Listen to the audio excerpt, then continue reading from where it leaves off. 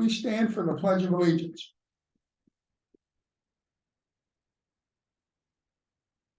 I pledge allegiance to the flag of the United States of America and to the republic for which it stands, one nation, under God, indivisible, with liberty and justice for all.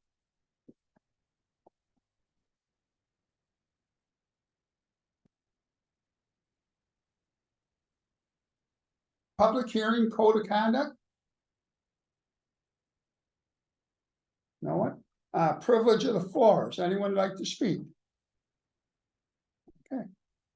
Consensus agenda items. I will now call for a motion to approve the following consensus agenda items 1 through 4 as submitted. I'll make the motion. Motion, is there a second? Jason? All in favor signify by saying aye. Those opposed? Any abstaining? Motion carries. Personal items. I will now call for a motion to approve personal items 1 through 17. Is there a motion? I'll make the motion. Julie, is there a second? Mike? All in favor signify by saying aye. Aye. Those opposed? Any abstains? Ayes have it.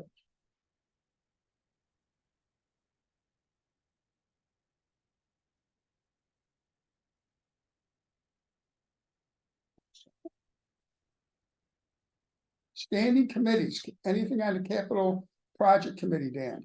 Yep, just a couple quick updates. One, the work in the back here, storage facility is complete.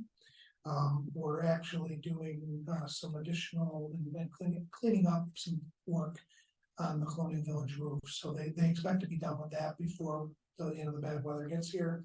But they're still finishing up the CD roof, making sure, of course, that any of the more significant work is done in the second shift, so that it's not impacting instruction over there. Okay, those are the two major things that are happening now. We are still on pace for next spring to start in April with the auditorium work. Very good, thank you. Julie, anything on the policy committee? My yes. So, hold on. We just decided on our dates for the 23-24 year. And looks like our next meeting is going to be September 20th. We are looking for community members, correct? Yeah. I believe you need one. Yes, we do I mean, need a it's been on that community member. website for a while now. So. Yes, so if anybody is interested, let us know. Thank you, Julie.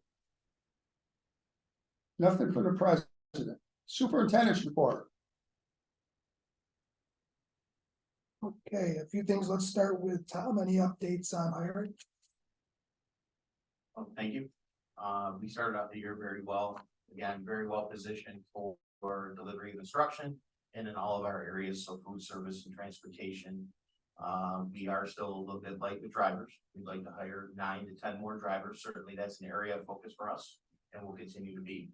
The one thing that I am happy to report is the last few years we've had a really challenging time recruiting substitutes in some of our SRP areas, and we've done a really nice job at replenishing some of our substitute core there.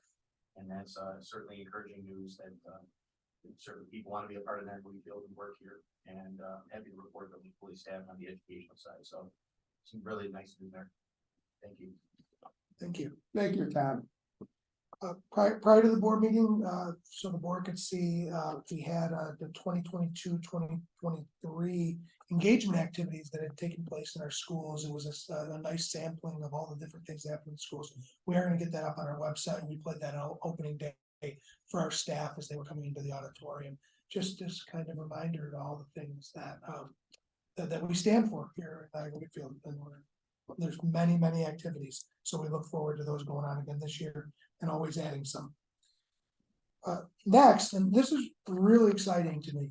Last meeting, I shared that we were 6 students short compared to where we were last year. So in June. So when we left in June, compared to 2 weeks ago in our last meeting, we were -6 students. Now, mind you, I would have expected us to be minus 30-something, 40 students, just because of the class size of our last senior class that left versus the incoming class. So, but we were minus 6, 7 students. Today, running those numbers again, comparing it to last June, we're plus 43 students. So it's quite a swing. We've had, just in the last 2 weeks, we've had 50 new registrants. If you compare to where we expected to be, we're about 70-something to 80 students on the plus side of where I would have predicted that we were gonna be, at this time, last year. So that were in June, I would have thought we were gonna be about 80 students less than what we are. So it's a really good thing. We know that there's developments going on, going up in our district, and families are moving in, so that's a good thing for Wakefield. Opening day was a lot of fun. I just have a lot of it. It's very exciting for me welcoming back all of our staff. There's a number of staff members who are 12-month employees, but the vast majority of our staff members are 10 months. So we welcomed them back last Tuesday. Our students we welcome back this past Tuesday, so yesterday. Obviously, the weather's been a little bit of a challenge for us at the start of the school year. That changes tomorrow. But the faces, the kids coming into the schools, that whether it be at the elementary or the secondary level, there's certainly a lot of excitement in the air. There always is when kids are coming in, and it's a lot of fun for all of us, for all the staff. So I know they're excited about being back. Kids are excited about being back, so I expect us to have a great school year. All right, the code of conduct was already voted on. Homecoming week this year is Monday, September, or is it Tuesday, September 18th? Monday the 18th. It's the 18th through the 23rd. Somebody's helping me with that right now. What's a Monday? Yeah. So Monday the 18th through the 23rd. The 23rd is a Saturday. The homecoming football game is the Friday. The homecoming dance is the Saturday. Is that all correct, Ben? Okay, sound right? So that's our homecoming week. It's very early this year, so mark your calendars. Should be a pretty exciting time. Last year, if you remember, the stands were absolutely packed. We're expecting the same. The Eco Campus project is September 30th this year. That's from 8 to 11 o'clock. It'll be right outside here. It'll be our first Eco Campus revitalization project for the year. There'll be again a second one in the spring. We'll be sending stuff out to all of our schools asking for volunteers. Okay. And then the last thing I have on my agenda here, Mr. Sirianni last meeting asked about our wrestling mats and equipment. So everybody knows, Mr. McKenna didn't have it in the budget for our 23-24 school year. However, he did, because the request actually came to him at the end of last year, did have it on our one-time purchase requests. As all I think everybody on the board knows, at the end of every school year, if we have additional monies for one-time purchases, we make those purchases. But we only do that if we have extra money without drawing down on our reserves. Well, this past year, we actually had to draw down on our reserves a little bit. So we didn't make any one-time purchases, okay? So this year, if there's additional money as we get through into the school year, and here's the tricky thing, because they're mats and because of their cost, they have to fall under equipment. Our equipment budget lines are much more restricted than all of our other budget lines. In other words, we can more freely move money through our other budget lines, but not our equipment lines. Those are very fixed, okay? So if as the year goes on, it looks like we have additional equipment money, we can certainly make the purchase then. If at the end of the year, we have additional money in our equipment budget line and we can make one-time purchases, we would do that. And the mats were already his top priority for one-time purchases for this year. All those things fail when Mr. McKenna is here presenting to all of you, March, whatever date they come. This will be an item included in his budget, okay, for next year. All right. So I just wanted to give you a report on that. I did get the information back. Again, it's the timing. I think had this stuff come to him last fall, he would have had it in his budget for the year, but because it came to him later than that, It was put on the one-time list. Now this fall, it'll be in his budget. Okay? Oh, I think that's it. That's all I have. Thanks. Thank you, Dan. Reports to the board, finance, Allison? Okay, cyber insurance, last meeting, I, talked to the board about, raising our coverage for, cyber insurance. There were two options, and the question came up, what was the deductible? The deductible is $25,000 for each of those additions. The first quote was for $500,000 additional, which would be an additional $4,345 a year. That includes $500,000 in ransom coverage.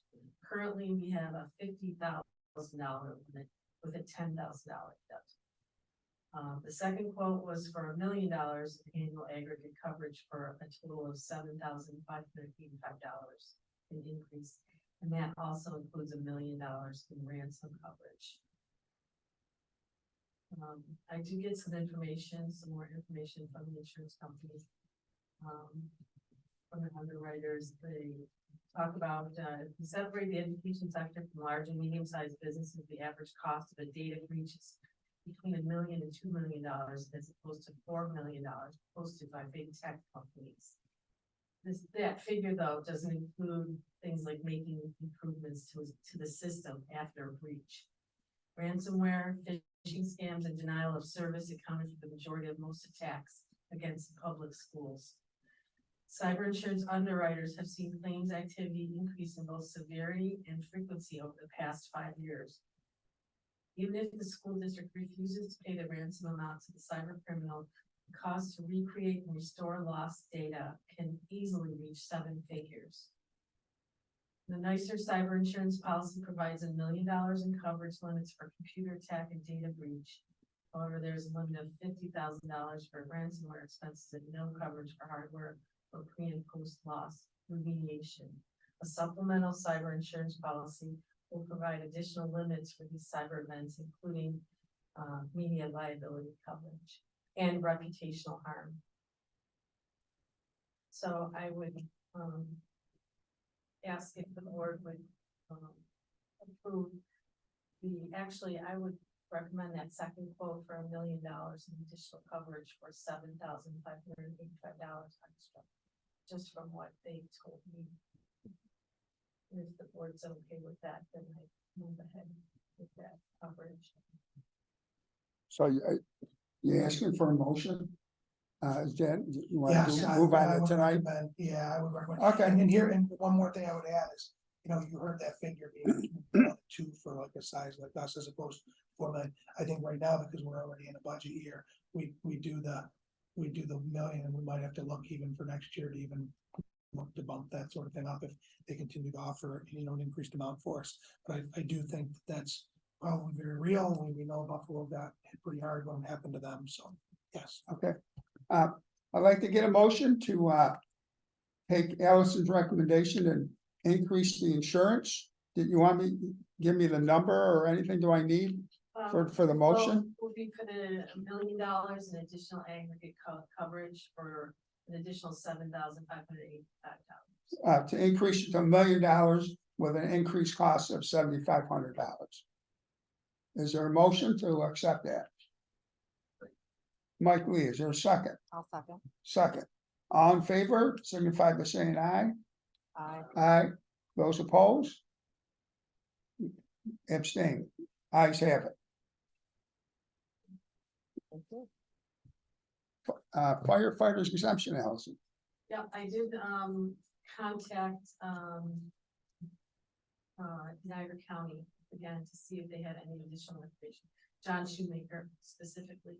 He said he had heard back from Jonathan Schultz at Emergency Management, and they're getting back some patchy data from the local fire companies, but he said that they would get, as soon as they get more complete data, they would put something together and let him know, and then he would let me know in the other schools. So right now, there's no additional information on the number of individuals that would be able to receive that. And we want to be able to provide you with, how many people that Yeah. that are impacted. Is there any questions on fireman's thing from anyone? Okay, Allison, senior citizen exemption. Okay, so I don't know, when it was, the county voted to, okay, it was back in January, voted to increase the sliding scale exemption for seniors and disabled homeowners. And I think a lot of it had to do with the increase in social security benefits this past year, so it pushed some people up over an income limit. And in order to maintain the exemption, the county actually increased their limits.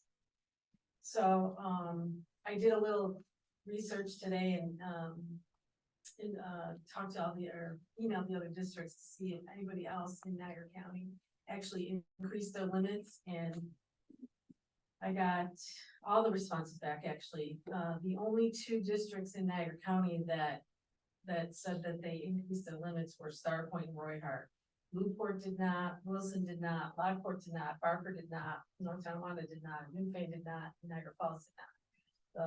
The Star Point and Roy Hart increased their levels to be the same as the county. So I just wanted to bring that to the board's attention to see if there was any interest in doing that. The sliding scale initially, let's see if I have it, initially went from income levels of 21,000 to 28,499.99, and they raised it to 26,200 to 33,700. And again, that's for the senior and handicap exemption. So if I could just make a recommendation, if I would like, what I'd like to do is, Allison just got that information today. We'll share it with all of you, we'll have it available at the next meeting, and then you could have some discussion about it. We just wanted you to know because it was something we just really learned about, and a couple of districts have acted on it. We just wanted you to know that it was something that was acted on, okay, by some districts that the county had already taken action on. And I also just want to add too that, if the board does decide to move forward, it would be for next tax year, not this year, because it's too late this year to do. Thank you, Allison. Ex-official student member report. I apologize to you. Mrs. Julie corrected me, and I apologize. So you're next, young man. All right, thank you. Well, school has officially started, which means summer is over. So that's exciting.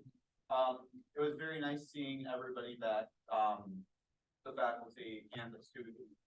I think a lot of students are very excited for the next for this school year, and I see them all settling in, especially the freshmen. They're getting acclimated to their new school, and it's looking to be a good school year. Very good. Thank you very much. Items for board discussion. Is there any old business? Any new business? Adopt the code of conduct. I will now call for a motion to approve the Niagara Wheatfield Central School District's code of conduct. Is there a motion to, do we need a hand vote for that, or is it just a regular, this one? Can I get a motion to approve the code of conduct? I'll make the motion. Julie, I'll second it. All in favor signify by saying aye. Aye. Those opposed, nay. Abstains, ayes have it. Is there any public comments out there? No, okay. Any board member comments? Adjournment, I call for a motion to adjourn the meeting. Is there a motion? Mike Lee, second. Jason, all in favor, signify by saying aye. Aye. Those opposed.